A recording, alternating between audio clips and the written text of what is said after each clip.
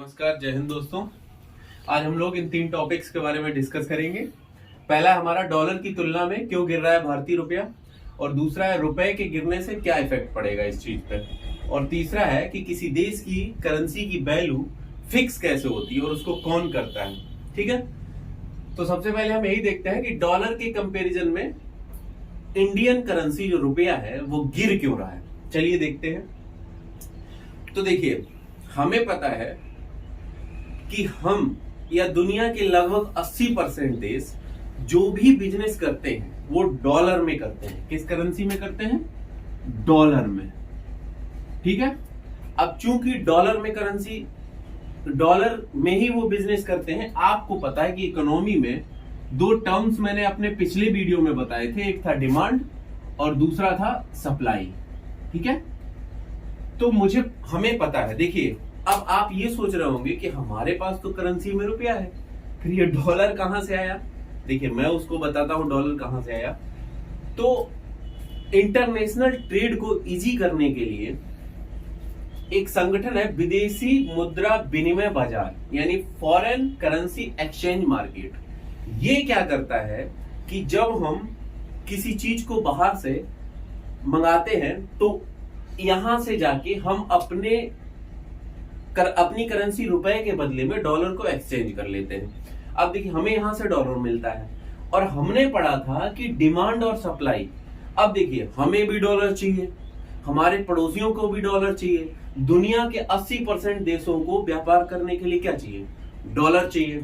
तो देखिए, हम इसके पास जाएंगे, डॉलर मांगेंगे। समझिएगा ध्यान से। अब देखिए, सबको डॉलर चाहिए तो मांग किसकी ज्यादा है? इसी की तो ज्यादा है, डॉलर की।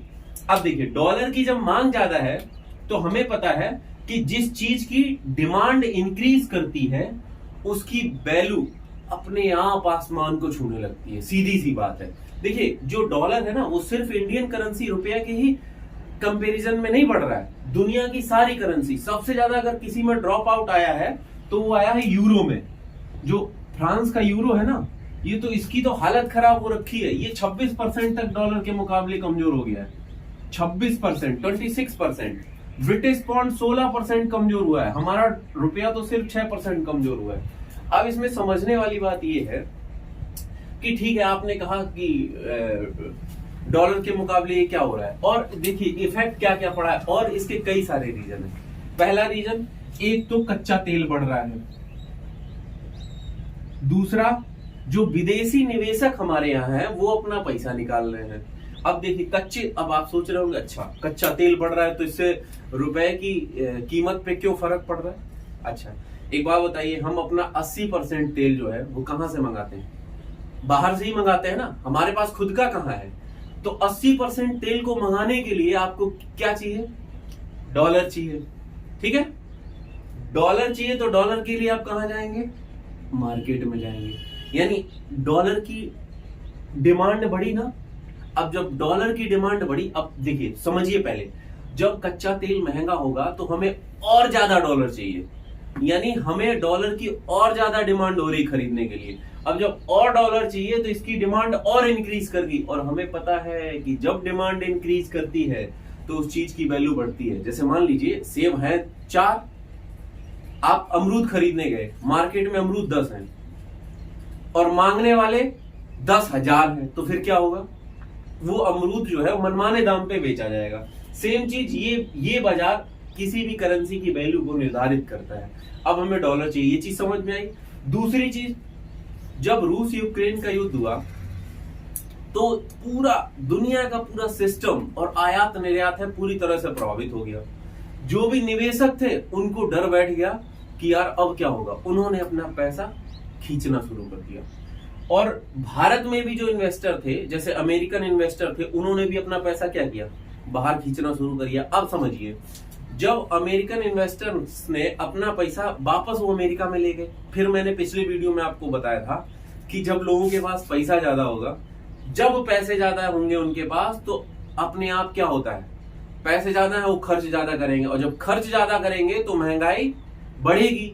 सीधी सी बात है। हमारे पास 50,000 रुपए है तो हम उस हिसाब से खर्च करेंगे। ये लो, ये भी खरीद ले, वो भी खरीद ले, यानी हर चीज की मांग बढ़ रही है।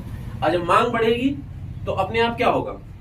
चीजें महंगी हो जाएंगी भाई, लोग खरीदने, अब कोई खरीदे ही ना जिस चीज को, वो तो अपने आप सस्ती रहेगी।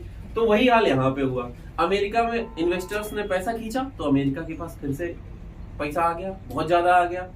अब जब ज्यादा आ गया तो पूरी तरह से देखिए अमेरिका किस तरह से पूरी दुनिया को डोमिनेट करता है। आप ऐसे समझिए कि ट्रेड में एक बात कही जाती है, मतलब व्यापार में, कि अगर अमेरिका छींक भी देता है तो पूरी दुनिया को सर्दी जुकाम हो जाता है, ऑटोमेटिक अपने आप हो जाता है। उन्हें इतना भयंकर डर रहता है, पूरी दुनिया इस चीज से परेशान है, हमारे पास पैसा नहीं है, ये इसलिए परेशान है सब कि हमारे पास पैसा ज्यादा है।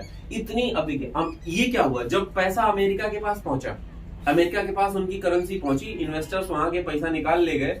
अब देखिए हर देश से, सिर्फ इंडिया से ही नहीं, हर देश से उन्होंने निकाला, वहां पैसा ज्यादा हो गया लोगों के पास। अब पैसा ज्यादा होगा तो चीजें महंगी होंगी। अब देखिए सुनिएगा ध्यान से, जब वहां पैसा ज्यादा हुआ तो चीजें महंगी हुई। अब देखिए अमेरिका पूरी दुनिया में व्यापार करता है, तो जब अमेरिका अपनी चीजों को बाहर विदेशों में भेज रहा है, अब आप मुझे एक बात बताइए कि जब अमेरिका वालों ने ही उस चीज को महंगा कर रखा है, तो वो जब पूरी दुनिया में जाएगा, जब वही महंगा है, तो यानी आप तक आते आते वो और महंगा हो जाएगा। और जब आपको और महंगा है, फिर आप जब उसको खरीदने जाएंगे, क्योंकि इंडियन व्यापारी ही उसको महंगे दाम पे खरीद के लाया, तो वो और महंगे पे बेचेगा, यानी दूसरे सभी देशों में महंगाई बढ़ जाएगी कि नहीं बढ़ जाएगी? सीधी सी बात है, महंगाई ऐसे ही अपने पीक पे पहुंचने लगती है। तो आपको ये समझ में आ गया होगा कि कोई भी करेंसी गिर कैसे रही। ये भी हो गया कि कैसे निर्धारित होती है किसी करेंसी की वैल्यू। तो जिस करेंसी की वैल्यू की यहाँ विदेशी मुद्रा विनिमय बाजार में मांग कम होती है, ठीक है, उसकी वैल्यू कम कर दी जाती है। और जिसकी मांग ज्यादा होती है, जैसे डॉलर की मांग बहुत ज्यादा है, तो उसकी मांग बहुत ज्यादा होने के कारण इसकी वैल्यू कंटिन्यू बढ़ रही है, बहुत ज्यादा बढ़ चुकी है इसकी वैल्यू, ठीक है। अब देखिए दूसरी चीज इसमें थी कि रुपया गिरेगा तो फर्क क्या पड़ेगा। देखिए आप भले इस चीज को हल्के में ले रहे हो कि इसके गिरने से क्या फर्क पड़ेगा, ऐसे समझिए, आप मार्केट से कोई चीज बाहर से मंगाई, वो $1 की थी। अब अगर $1 70 रुपए के बराबर है, तो आपको उसके लिए 70 रुपए ही पे करने पड़ रहे थे। अब क्या है, $1 हमें पता है आज की तारीख में 82 पॉइंट समथिंग कुछ है। तो अब बताइए, अब वही चीज इंटरनेशनल मार्केट में तो $1 की है, लेकिन आपकी जेब से कितना चला गया, 12 रुपया एक्स्ट्रा चले गए। समझ रहे हैं ना? तो यानी कि जाहिर सी बात है हमारी जीडीपी में गिरावट आएगी, हमारे पास हमारा पैसा जो है वो विदेशों में ज्यादा जाएगा। अब देखिए, तो यानी पूरी करेंसी को कंट्रोल करने का काम करता है हमारा विदेशी मुद्रा विनिमय बाजार, ठीक है। आपको समझ में आ रहा हो गया? यानी अब अगर पूरी दुनिया को महंगाई की मार से बचना है तो क्या करना होगा, दिमाग लगाइए, सीधी सी बात है, अमेरिका को महंगाई कंट्रोल करनी पड़ेगी। अपने यहाँ पूरी दुनिया में महंगाई अपने आप कम हो जाए। अब देखिए महंगाई कंट्रोल कैसे होती है, मैंने अपने दूसरे वीडियो में बता रखा है कि जो अब जैसे अपने यहाँ आरबीआई है, रिजर्व बैंक ऑफ इंडिया, ऐसे ही वहां पे फेडरल रिजर्व है, फेडरल रिजर्व बैंक है अमेरिका का। अपने यहाँ रिजर्व बैंक ऑफ इंडिया है, वहां पे फेडरल बैंक है, वही पूरा कंट्रोल करता है। अब देखिए अमेरिका अपने यहाँ महंगाई को कंट्रोल करने के लिए और पूरी दुनिया को इस महंगाई और मंदी की मार से बचाने के लिए क्या कर रहा है, अभी वो रेपो रेट में बढ़ोतरी कर रहा है। अब देखिए जब रेपो रेट बढ़ाएंगे तो हमें पता है जब रेपो रेट बढ़ता है तो क्या होता है, रेपो रेट बढ़ता है तो लोग पैसा निकालना कम कर देते हैं। जो लोकल बैंक होते हैं वो पैसा उठाने से डरते हैं कि भाई ब्याज दर ज्यादा है, पता नहीं लोग पैसा लेंगे कि नहीं लेंगे और हमें ज्यादा पे करना पड़ेगा। इसलिए अमेरिका भी रेपो रेट इंक्रीज कर रहा है, इसलिए ताकि महंगाई पे कंट्रोल पाया जा सके। अब समझ में आ रहा है, यानी पूरी चाबी किसके पास है, अमेरिका के पास, ठीक है। उम्मीद करता हूं आपको ये चीजें समझ में आई होगी। अगर आपका कोई डाउट है तो नीचे कमेंट बॉक्स में कमेंट कर दीजिए, मैं देख लूंगा।